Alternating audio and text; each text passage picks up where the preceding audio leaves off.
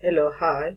I'm Radebe from the University of Zululand, aka Screw. They used to call me that at the HPW 18 in 2015.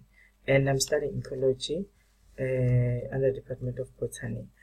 My project is about the impact of Lantana Gamara on vegetation, primary productivity, and soils in a cattle or wildlife range.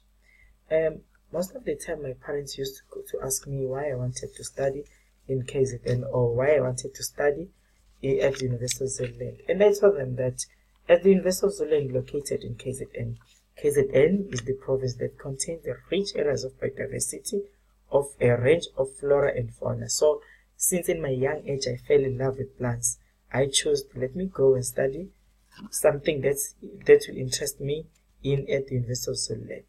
So yes, that's why I'm here. That's why I'm studying at University of Zululand. And there are areas in the province which has been declared UNESCO World Heritage Sites, which is Ismangaliso Wetland Park and Ukahlamba Drakensberg Park. These two parks followed by the Ndomo Park are wetlands of international importance for migratory species. And the KZN region is divided into two regions. There is a coastal region and also the inland region. The coastal region has some sub-regions under it. The first one is the North Coast region. The second one is the Far North region, and the third one is the Central region. These three regions, as they are located along the coast, they have the subtropical thickets. They have steep slopes, which host some Afro-Montana forest, and there is a inland region, or they also call it a midland region.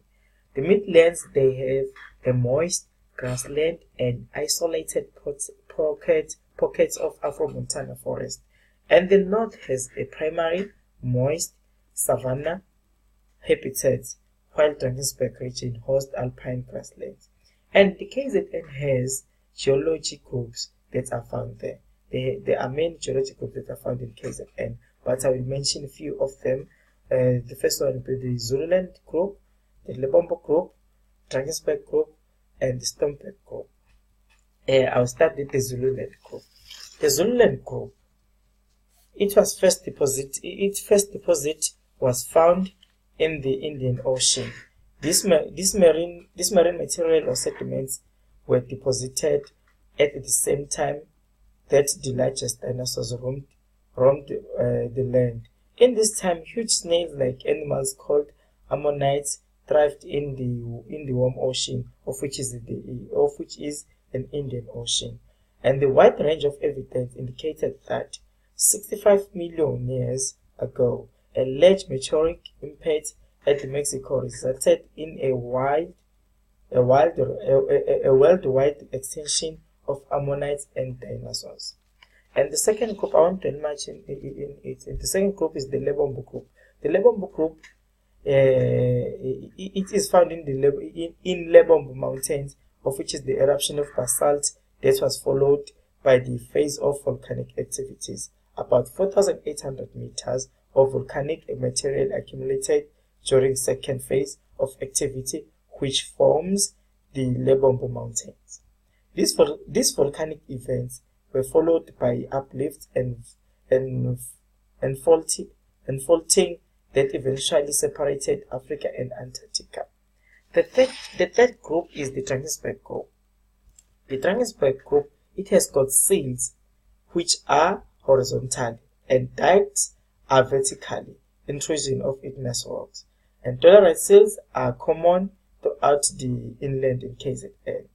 And also, the other thing that I want to talk about here is the climate that is in KZN, the climate of KZN. As we know that in South Africa, the condition of climate in South Africa, it's likely depend on the altitude of an area and its proximity to one of the oceans. Climate it's vary in regions. The climates vary in regions. It's very regionally. Like in KZN, for example, climate in coastal areas of KZN, it is subtropical, and during the summer temperature, it rises above 30 degrees Celsius, and because of the this is because of the high humidity. Yes, and KZN, as it is the province with most of rain in South Africa, its precipitation usually occur from October to April, and particularly in summer months, of which is December and February, and where you can find strong thunderstorm almost daily, but most of the time in the afternoon. And the winters in KZN are mild; they are not that much cold, even though there are regions where you can find the really cold winter. And the temperature most of the time in KZN, it ranges roughly the average of over 20 degrees Celsius, and the rain is low. Throughout the year, you can go and do the good swimming in the Indian Ocean. And the last thing I would like to talk about about the KZN is the culture that is found in KZN. The culture of KZN, we have different cultures in KZN, and in 1830s, the northern part of KZN was occupied by Zulu Kingdom. Currently, KZN is the home to the Zulu monarchy.